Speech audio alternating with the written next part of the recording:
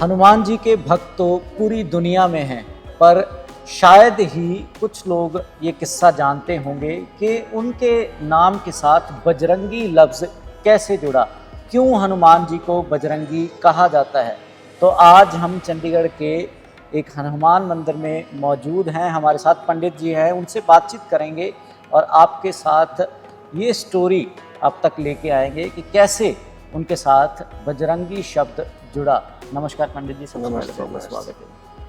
तो जैसे मैंने कहा कि चाहने वाले तो बहुत हैं, पूजने वाले बहुत हैं, भक्त पूरी दुनिया में हैं, लेकिन किस्सा किसी किसी को पता होता है। आप तो यहाँ पे सेवादार हैं, तो क्यों कहा जाता है बजरंगी लफ्ज़? ऐसा है, क्या कहानी थी? आपने हनुमान चालीसा पढ़ा होगा।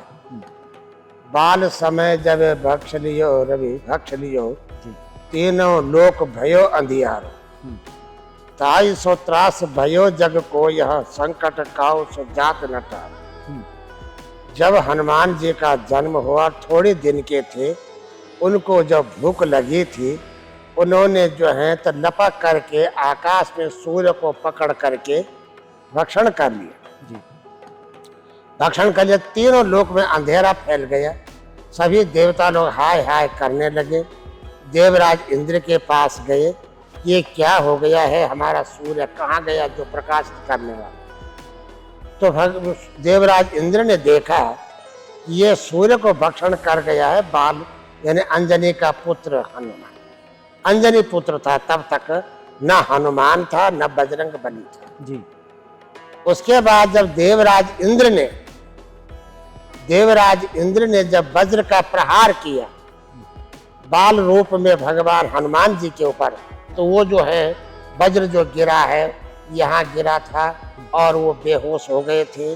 तो तब समस्त देवता लोग सब, और तब अंजनी माँ बड़ी क्रोधित हो गए क्योंकि मेरा पुत्र इन देवताओं ने मार दिया।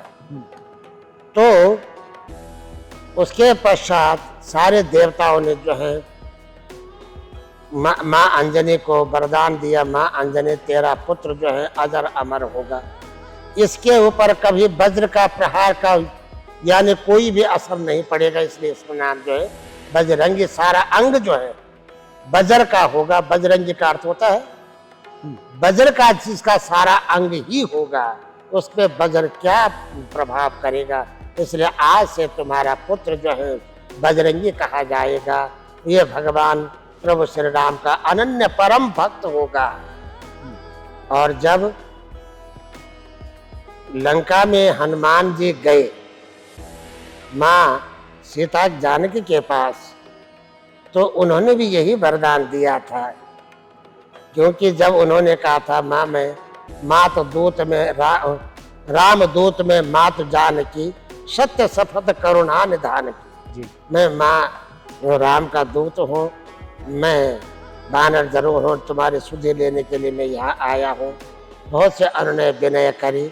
उसके पश्चात जो है तो माँ जानकी ने जो है उनको आशीर्वाद दिया और कहा कि अजर अमर गुण निधि सुत हो, अजर अमर गुण निधि सुत हो, करो बहुत रघुनायक छो। बहुत समय तक तुम जो है तो तुम भगवान राम की सेवा करना और उनको ही समर्पित रहो और अजर हो जाओ, अमर हो जाओ। तुम्हारे न ऊपर तुम्हारे बुढ़ापा आएगा, न तुम्हारी कभी मृत्यु होगी, तुम अजर अमर रहोगी, ये मेरा आशीर्वाद। एक किस्सा पंडित जी संदूर वाला भी बोला जाता है। संदूर जो है, हाँ जी, एक दिन जो है वो तो के हरि यानी हनुमान जी का वैसा रंग, तो हनुमान जी के तीन पिता कहे गए, शंकर सुवन केसरी नंदन, तेज प्रताप महाजगबंदन, यानी भगवान शंकर का वो अंश है। और केसरी का पुत्र, केसरी नाम का जो बंदर था, उसका वर्ण भी जो है बंदर जैसा था ही, महान बलवान था, लेकिन पवन सुत भी है। तो हनुमान जी एक बार जब माता सीता के सिंदूर लगाया हुआ था, यहाँ पर मांग भरी हुई थी, तो हनुमान जी उनको पूछते हैं माँ ये सिंदूर ये क्या है ये? अच्छे भले बाल थे, तुमने ये लाल क्यों कर दिया? तो हनुमान माँ जानकी कहती है, पुत्र तुम्हें पता नहीं है, तुम क्या जानेंगे इस विषय में? कहे माँ बताओ क्या कारण है? तो फिर माँ जानकी कहती है, ये सौभाग्य यानी पति की दीर्घायु के लिए है। ये मांग में जो सिंदूर भर दिया जाता है, ये पति के आयु के लिए भर दिया जाता है।